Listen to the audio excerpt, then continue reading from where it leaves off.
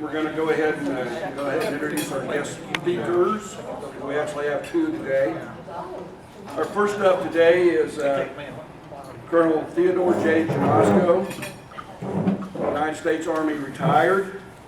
He is the Council and Chapters Affairs Committee Chair at National MOAA. Ted is a 1975 graduate of the Ohio State University. Upon graduation, he was commissioned in the Field Artillery with multiple commands and 2 combat deployments in Southwest Asia. Following combat service in Iraq, he again served with the 82nd Airborne Division. He holds a master's degree in operations research from the Naval Postgraduate School in Monterey, California. Since retiring from active duty in 2005, he has served in the leadership positions such as president of the Southwest Oklahoma chapter, right here, and he is a past president of the Oklahoma Council of Chapters.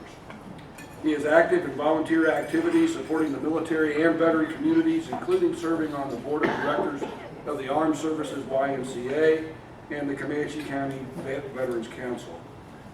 He and Marilyn just recently moved from Oklahoma, and they now reside in South Carolina. So, Ted, if you'll come on up and let us know what Nationals do. Thank you.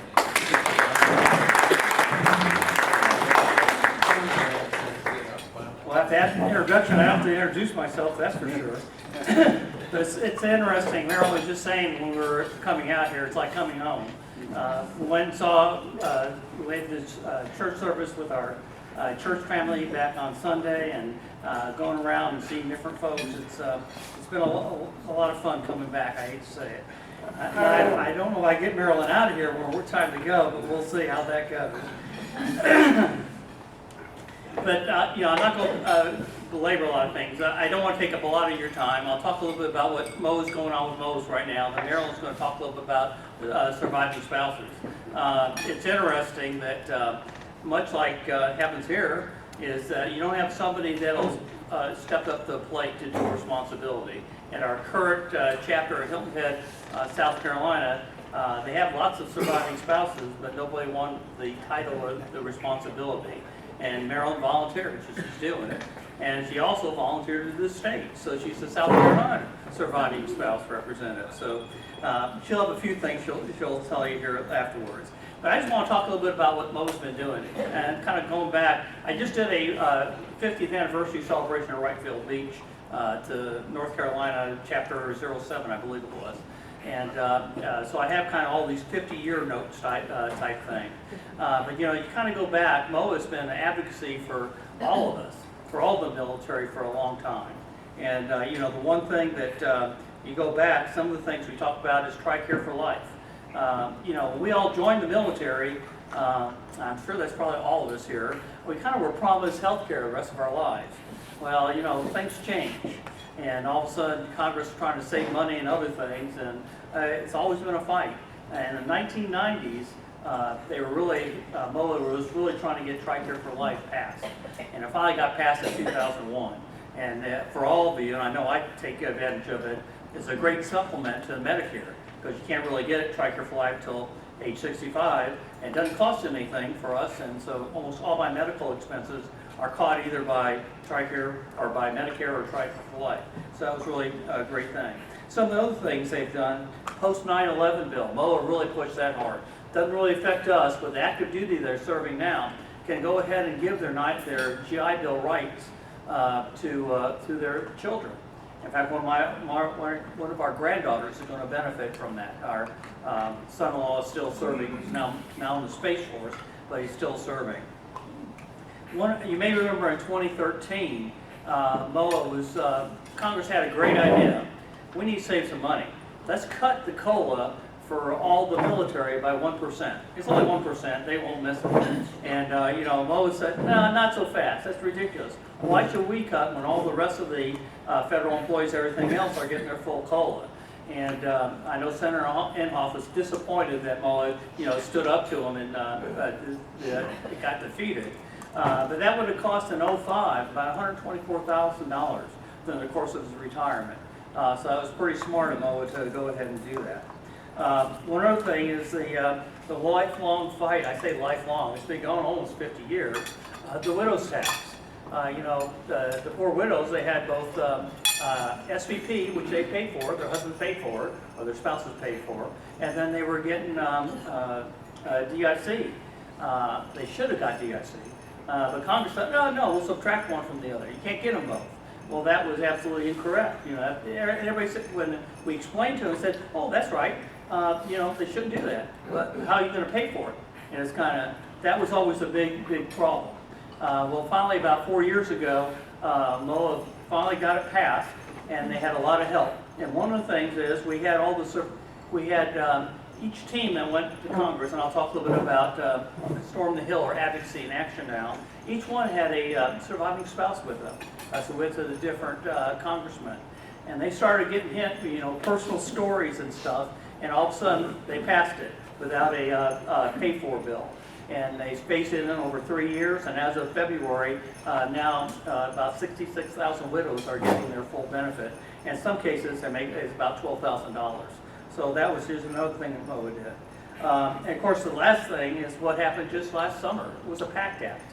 Not only did they increase a lot of the presumptives for Agent Orange from the Vietnam vet guys, but also the people that served in Southwest Asia, talk about over in Desert Storm, OIF-1, OEF, they started considering a lot of presumptives there too. And that is a big deal. It really is.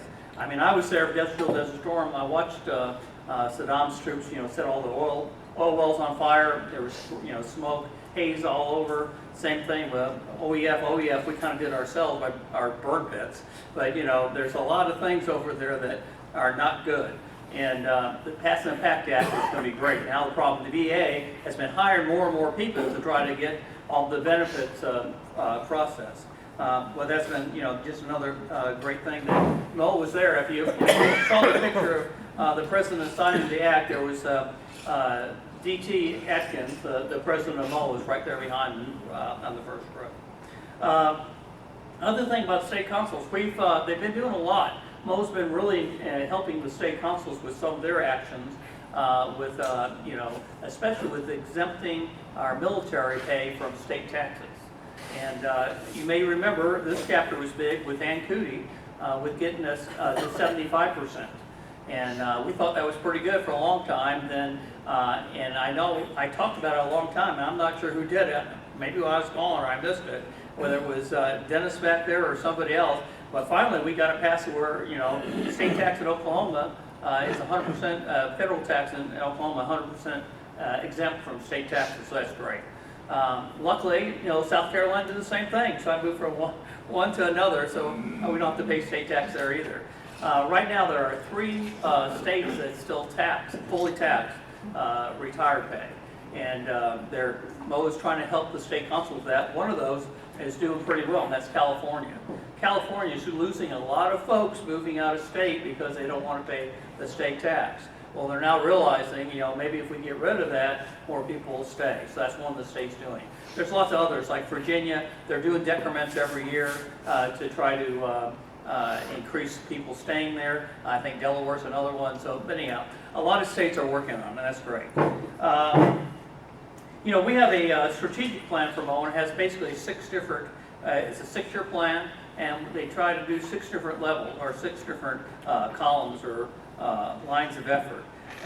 First one is advocacy, which is our primary one, which I'll kind of save till the end. Another is membership, another is consuls and chapters, of course, which I emphasize philanthropy, engagement, and communications. Just want to talk about, a lot of people think Big MOAA has thousands of people working for them and stuff. They have 84 people on their staff, and that's it.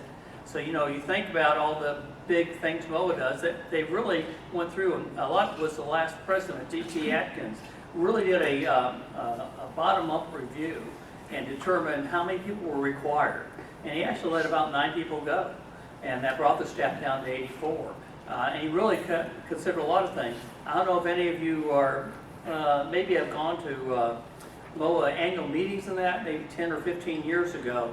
But the alcohol was free flowing, it was open bars and everything. Well, that's another thing they cut out. There's a lot of things. They're really watching after the funding now, and things are a little tighter than we thought they were. But getting back to councils and chapters, they only have 5 folks on there. A lot of you remember Erin Stone. She came here and gave a presentation about 2 years ago. She does a great job up there. And her second in command, so to speak, Frank or Tank William, Tank, he does a great job too. So we get them. Then they only have 3 other people on the staff, and that's it. But they get out and visit chapters 155 times a year. Now, lucky for them, there's some people on the board that don't mind doing it, like myself. And in fact, I did one last week to Wrightfield Beach. I'm doing today and tomorrow, or tonight, I fly to Montgomery, Alabama, to do a pitch to them. I'm their luncheon speaker tomorrow. So, they get out, and we try to get out and find out what's going on with the chapters, and let them know a lot of the things that we're doing. How can we help is one of the biggest things we try to touch. Because you guys really do all the heavy lifting. You're at the grassroots level. We understand that. We talk about going to the advocacy and action, storm the hill, whatever you want to call it. It's who we depend on as the council presidents and some of the chapter members who come there and basically beat the drum with the congressman. You all know the congressman, well, I kind of do too, from Oklahoma, better than anybody on the board, on the staff, quite honestly. I mean, I personally got to, meet Inhofe and Langford and, Mullins and so forth, Cole, a lot of them that we felt very, very close to, and you could talk to them. And MOAA depends on that. When you go to the office, Don, how are you doing? Good to see you again, type thing. So it really works out well, so we appreciate that. Something that goals that we have in the council and chapter we're trying to do is increase chapter membership, which is really becoming difficult, and I'll talk about it in a minute. Strengths, trying to grow virtual chapters, also expanding the support to chapters, sharing best practices, and also strengthening the state and local advocacy. I don't know if you know this, but right now MOAA has about 360,000 folks. We're using that figure, so actually a little bit more. And the average age for a MOAA person is 63. For our chapters, average age for a chapter member is 75, which you guys are right there. It's really, and we're, problem is we're losing our chapter members. And we really need to get some young blood in, quite honestly, to keep it going. Anyway, I'll go on to something else. Talk about membership. And that's really our lifeblood, and that's what I was talking about. We really need to. And they really think the sweet spot for membership is the 40 to 60-year-old. That's when people are starting to get out of the Army. Maybe their kids have graduated, and they're kind of looking at scholarships. And that's where they're really looking, trying to hit that age group. It doesn't mean we don't want to keep all our current life members, surviving spouses, and everybody else. But that's really what they're trying to aim for. And there's 3 levels. I think everybody knows about the 3 levels we have. We have the life membership. Right now, 45% of our MOAA members are life members. Only 14% are premium. And the one that's growing the fastest is the basic membership, is 41%. Now, basic member is a free membership. That's probably why it's growing so fast. But one of the keys is for that, I call it electronic membership. You still get the newsletters, all kinds of correspondence from MOAA, and can really help you understand what MOAA advocacy, what they're advocating for, and what they can do for you. And obviously, once they get you in the pipeline, eventually they try to hit you up to become a premium member or a life member. But there's really no reason why, and I tried my hardest. I know Don probably does too, and Dennis did too, and Ed, trying to to the OBC classes. I really wanted to try to, explain to them they need to be a MOAA member. Our basic membership doesn't cost them anything, but I think they're running the same problems I have with JAG. You get with the lawyers, and they said, oh no, you can't talk to our lieutenants. It's kind of hands-off type thing. So it's, but if there's a way you guys could figure it out, that's a great source to get them, first members of the national MOAA basic membership, then you could try to recruit them into your chapter. Won't be very good for OBC students because they're rotating out. But there's a lot of lieutenants out there in the 88 Brigade, 75th, and other places that could really benefit you. Same thing with ROTC. I don't see Seth all today, but ROTC, juniors and seniors can enroll in MOAA. And I advise you really try to get that. I know Doug Brown, when he was here, he and I were trying to talk to the senior class and the junior class to go ahead and get them signed up. Didn't always work very well, but that's something we should also do. And talking about different, change subject again, talking about scholarships. MOAA's given out over $10 million of scholarships this year to 1,083 people. Now scholarships for MOAA, there's kind of an interest-free loan, and then a lot of times in the senior year they turn to a grant. But that's a great way to get money for college. And I know a lot of you have donated, including myself, to National. In addition to, I know you have your own funds here, your scholarships. And all the chapters all together have almost $500,000 that they give out. So it's about $10.5 million go out from MOAA to help scholarships, to support education. The other thing it talks about in Fund 3 is MOAA Foundation. And I know you guys are aware of some of this, but they talk about transitioning, they talk about employment for military spouses and certifications. They're trying to get it so, they get certified. Once you get certified in one state, it'll pass on to other states, whether it's nursing, whatever it might be. They're working on that. They're also working on community outreach, which I think you all realize Military Welcome Center got a military outreach grant about 3 years ago now. I can't remember now, but I know you got one. This year, MOAA's given out, get the right numbers, $90,000 to 46 different chapters. So it's still out there available if you want to try again for Military Welcome Center or something else. I advise you to try to do that. One other thing, if you didn't know, right now, you look at all of MOAA membership, 57% are retired officers. We're trying to get more active duty. That's the whole reason we changed the name from TROA to MOAA back in 2002, to try to attract more of the active duty serving. Right now, it's active duty personnel are about 31%, which leaves about 12 to 13% of our surviving spouses. And the surviving spouses are they do some great work for us. We have 2 on the national board. We also have with every chapter I go to, they're in either 1 or 2 positions, and they're a great aid, and they're really a force multiplier, to say the least. Talk about engagements. We have part of the engagements we do. We talk about employment, and that's probably the biggest one. When somebody transitions out of the military into civilian sector, our transition folks are great.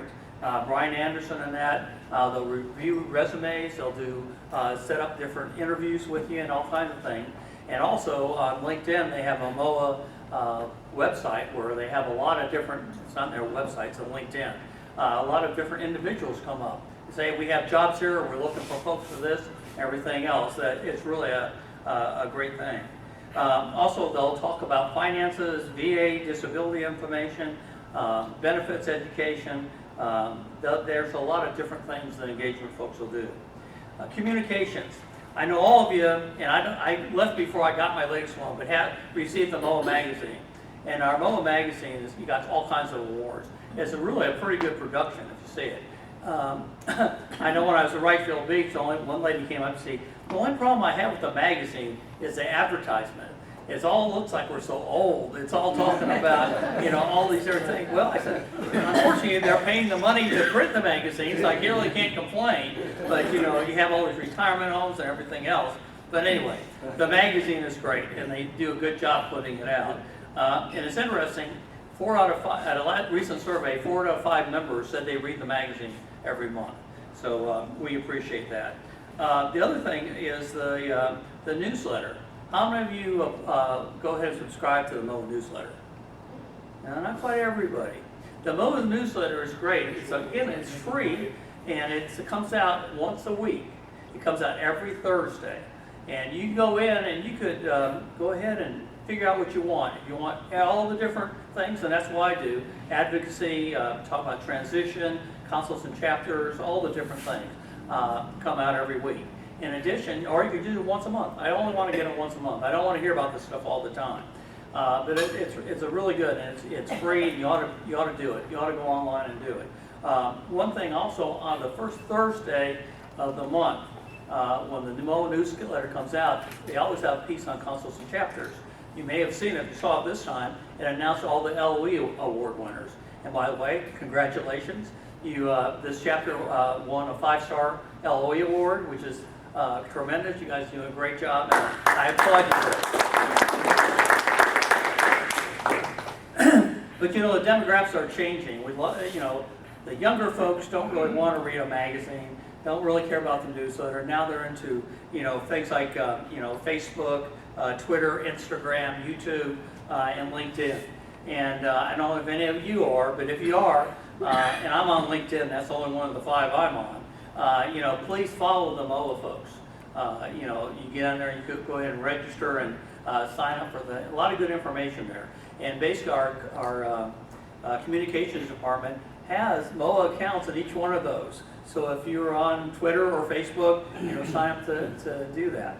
It's interesting on Facebook, they just had recently, you may have heard about Captain Larry Taylor. Did you see anything about the Medal of Honor winner? Yes. He was just awarded on Tuesday. In fact, General Kirby couldn't be with me down at Riceville Beach on that day because he was at the Medal of Honor presentation. Larry Taylor was a Cobra pilot in Vietnam. I don't know how many of you read the stories and stuff, but he did a tremendous job. The one thing he really got credit for, he went in for a LURS team. He was supporting a LURS team. We're out of ammunition. LURS team was having problems, and he tell you what, go to this certain azimuth, go out there, I'll land the Cobra. He landed the Cobra. One guy got on each rocket pile, the other 2 were hanging on to the skids, and he got him out of there. And you never think about a Cobra helicopter doing that, but he did it. And a great guy. The Chattanooga chapter found out about it and put him in for it and helped him get his Silver Star upgraded to a Medal of Honor. So that was pretty neat. And that was on Facebook. And it's also probably going to be in the MOAA newsletter, or probably in our magazine, everything else here in the future. The other thing I wanted to see, there's also a lot of number of benefits out there if you didn't know. I know some of you have taken the MOAA vacations, and those are, they're high class, first class vacations. They do a great job with that. And the other thing is MOAA Health. A lot of times people don't think, I don't need health insurance. Well, you may want to take a look at it. It's pretty good. But they have even things like pet insurance. A lot of us, pets are members of our family, and you may want to think about that. There's also there's discounts for a lot of different things. Budget, Avis, Chewy, Office Depot, Pods, Everblend. There's all kinds of things. And again, the reason MOAA is going out there is try to save your money because they get get a percentage for everybody that uses one of those capabilities. I want to talk a little bit about advocacy. And advocacy, again, we used to call it Storm the Hill, and obviously after 2 years ago in January 21, we don't call it that anymore. It has a negative connotation, but we do advocacy in action. And that is a great time to go out and meet all the congressmen. I say all the congressmen, I should say their offices. MOAA goes out and picks one day, and they try to hit all 535 offices. We really depend on the council presidents to do that. I got to go with Dennis this year. He and I hit them all. We had one of the staffers came with us also. So we were a 3-man team. Hit both Senate offices and the 5 congressional representatives' offices. Only got to see 2 principals. I believe it was, Senator Mullins, I believe. Was Hearn the other one we saw? Representative Hearn? Representative Hearn. Yeah, that's what I thought. So we got to see them. All the rest we talked with staffers. That's almost as good because you want to get the information across to them. We had 3 things we wanted to talk to them about. Really, there was 2 and then a leave behind. We went there to talk about BAH, restore the BAH. A lot of you may remember, maybe about 10 years ago now, again, a cost-saving measure, Congress said, they don't need all their BAH. Let's go ahead and decrease it 1% every year for 5 years. So everyone was getting 95% of the BAH, which, they thought, Congress said, that's not a problem. Well, it kind of is. When you start thinking about what we're having problems now, not only recruiting, but also retention. there's a lot of things that people aren't getting all the money that they kind of need to, for their housing and that. What are they going to do? So that's one of the things we really hit them up for. I think that's in the new NDAA. The other thing, which is interesting, we talked about reverse the TRICARE pharmacy cuts. And just when I came in here, Barbara Moeller started asking me about some of it, and that it's an issue. I know, they Express Scripts rewrote the contract, and unfortunately, a lot of the pharmacies are not making money on it. Basically, it's costing them to support TRICARE. And we're trying to get Congress to step in and do something about it. There were some things that Walmart went out, CVS went out, Walgreens came in, but the ones we're really concerned about, the mom and pop pharmacists, the ones that members had a personal relationship with their pharmacist. Now they can't use them anymore, or TRICARE won't support it. So we're going to have to drive into, quote unquote, the big city of Lawton or wherever, to go to Walgreens or whatever to get the prescription filled. So we definitely hit the congressman up about that, and hopefully something will come with that. The other thing we left behind is supporting the all-volunteer force. I think you realize, we're in a hurt. I mean, the country's in a hurt, trying to keep the military going. I think the only ones that's making their quota is the Marine Corps. Everybody else is significantly below. In fact, I just saw something today in Early Bird that the Air Force has missed their quota the first time in 20 years. So, we're having a lot of issues there, and we want Congress to help us with that. There's a lot of other bills out, not bills, other things that MOAA has presented, but those are the three we brought to Congress. I mean, in the NDA, we're also trying to, keep our wages, or the military wages, up with the ECI, Economic Cost Index. And we did last year. They got a 4.2% raise, or 4.6% raise, and we're advocating for a 5.2. That's what they're saying ECI is. Right now, it's in both NDAs, the House and the Senate, so hopefully that'll get through. And there's other things out there. You probably heard the Richard Starr Act and a few other things. I'll be happy to talk about that later, but I know I'm running out of time for Maryland, so I'll try to cut it off there. But anyhow, how many of you are registered with the Legislative Action Center? Okay, I know there's not that many. The Legislative Action Center is a great deal. Basically, you sign up there and you put all your information in, your address and everything else, and they identify who your two senators are and who your representative is. And then if you see something like on the newsletter or something, you say, contact your congressman now. You click on it, and all of a sudden it takes you to the website, and those three names come up with letters already written.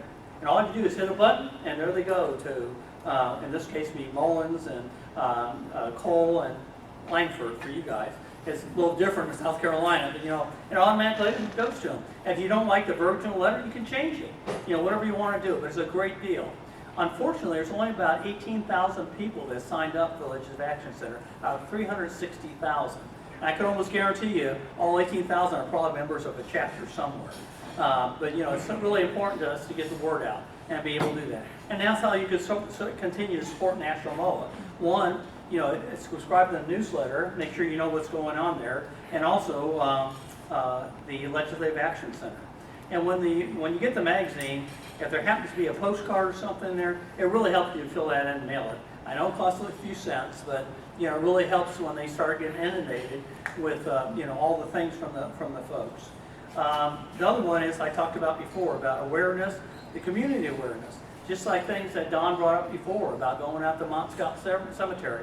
And I saw you had an article in the newspaper. I think we published it again on the MOAA newsletter. But keep it up. Keep those things up. The same thing with all the doing all the flags for Memorial Day and Veterans Day at the Fort Sill Cemetery. There's a whole bunch of things you guys are keeping it active in the community.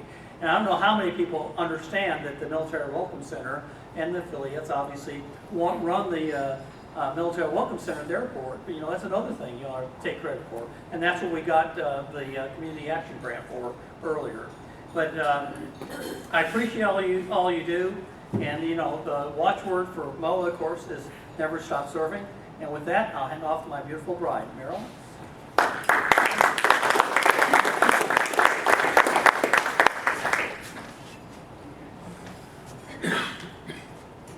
Women talk a lot. Now. Actually, I I told Lon that since I've been in the South, I have a new mantra about meetings, and that is that meetings and business go better with shortening. So this is going to be real fast. I'm going to hit some high points here. Just a little bit about graphics, demographics of our surviving spouses make up 14% of MOAA membership. There are more and more men who are surviving spouses for three main reasons. More women are joining the services because they're able to serve in combat positions that they were previously denied. VA and DOD recognize same-sex marriages, and also most of you know that I was kind of one of the original cougars. I'm 6 years plus older than Ted, and so he's more likely to be a surviving spouse than I would be. If you look on the very bottom, it says that the chapters in a state with benefits with a hunter disability, Social Security can continue. Key here is making sure that they get the notifications out. Next slide, please. When a spouse passes away, there's so much to do about going through a grieving process, and so we want to make our spouses have it a little bit easier when it comes to all the paperwork and that sort of thing. And I tell everybody, do it for your families, not necessarily for yourself. My brother, for 50 years, I have been preaching to him. He was in Vietnam, and when he got off he served with the Marines, although he was Navy. When he got off the ship, they threw things at him, they spit on him, and that sort of thing. And he wanted nothing, he didn't want no one to know that he had been in the military or anything else, and he never applied for any kind of claims, any kind of benefits. Now he's going to be 80 years old.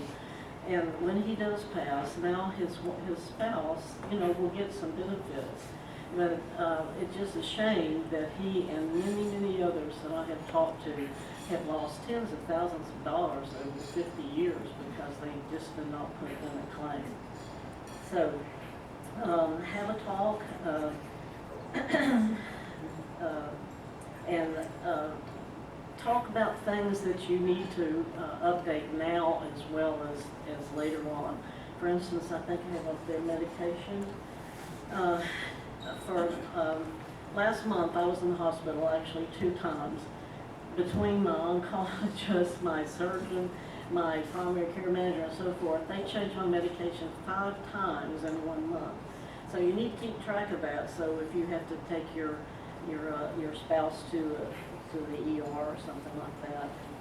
That last one, have a thumb drive or a binder and keep things in a fireproof container, because you don't want to do a whole bunch of work and then you can't get to it because it's gone.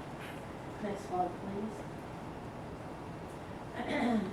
Business action that taken prior to your passing of your spouse. Get a credit card in your name.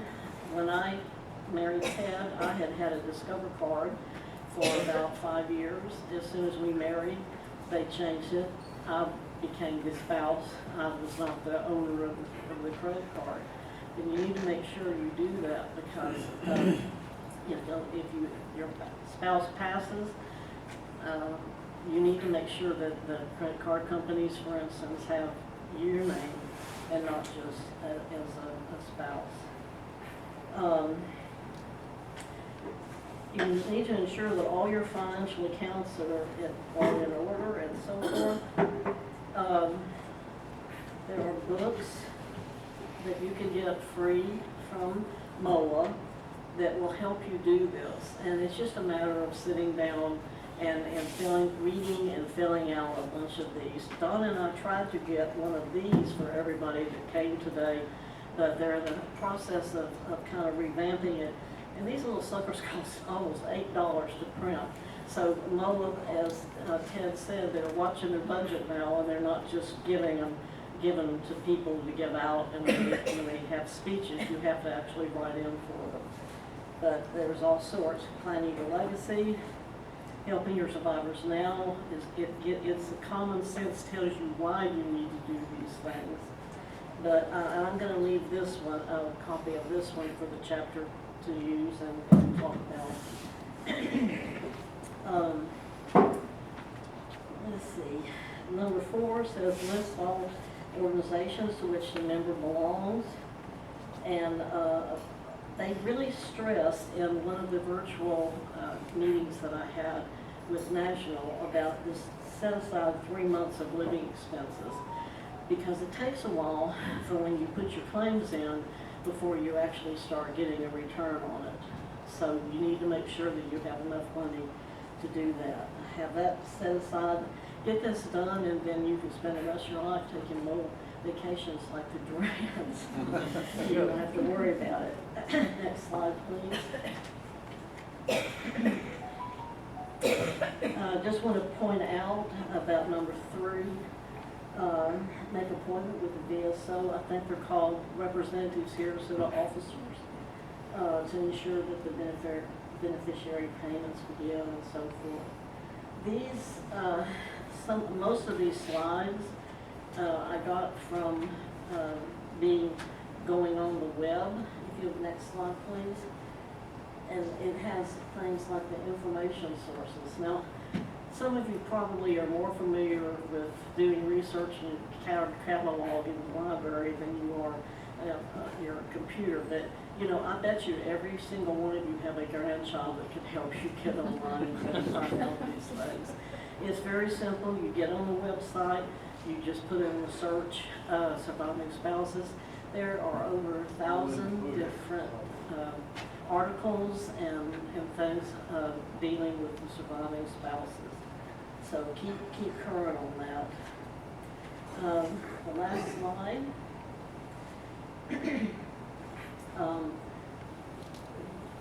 This chapter is very good, and I'm kind of preaching to the choir here. When TROA started, they had, if you had a surviving spouse, they weren't called surviving spouses, they were called auxiliary members. And that kind of denoted that they weren't full members, but they were. And so we're traveling around in our speaking with different people in the different chapters. We tell them, take the word auxiliary out, unless you're actually talking about, like our chapter here, you have an auxiliary. It has a different group of people, spouses, as well as community leaders that have membership and so forth. So this is kind of encapsulated. I have a lot longer version of this, but if you have specific questions, Ted and I will be around for a while afterwards. And it looks like my biscuits are brown, so I'm going to sit down now and turn it back over to you.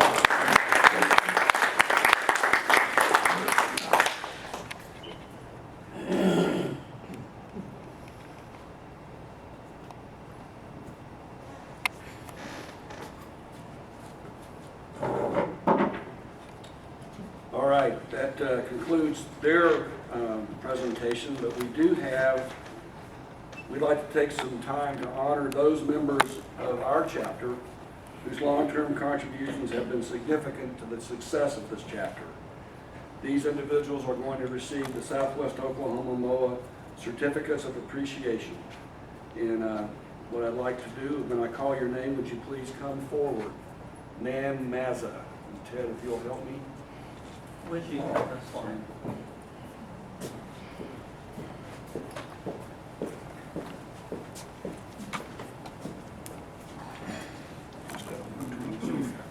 Go ahead and read. We are presenting this certificate of appreciation to Nan Mazza for her contribution to the chapter, and specifically the chapter auxiliary, for over 5 years.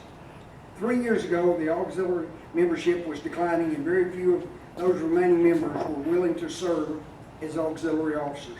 Nan volunteered to be the president, and as such became a chapter board member. She was immediately faced with presiding over a complicated change of the Military Welcome Center, sponsorship, establishing the MWC bank account, writing the MWC budget, and reestablishing a list of volunteers for the MWC.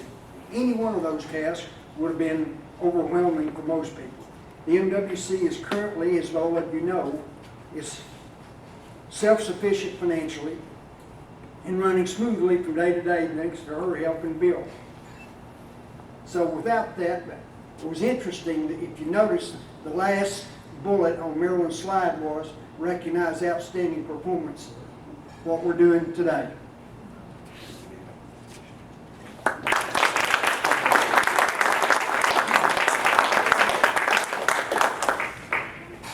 Next, Gene McKinney, please.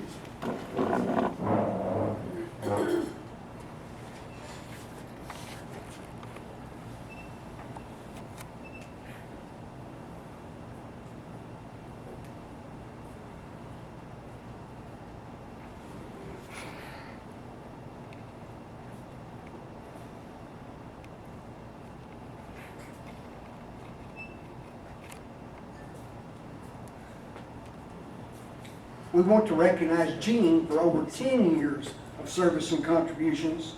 She's a surviving spouse we just talked about herself, and is also a lifetime member of MOAA.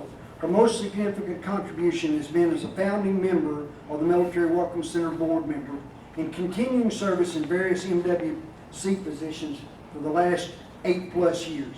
Jean was one of the original AUX members who saw the need and had the vision, willingness, and persistence necessary to start this major project in support of our local military members and their families. She has served as a founder, organizer, volunteer recruiter, and scheduler. A lot of you get a call every month. That takes more time than you would think, as well as a volunteer herself. She is truly, we talked about never stop serving. This is a primary example for us to all emulate about never stop serving.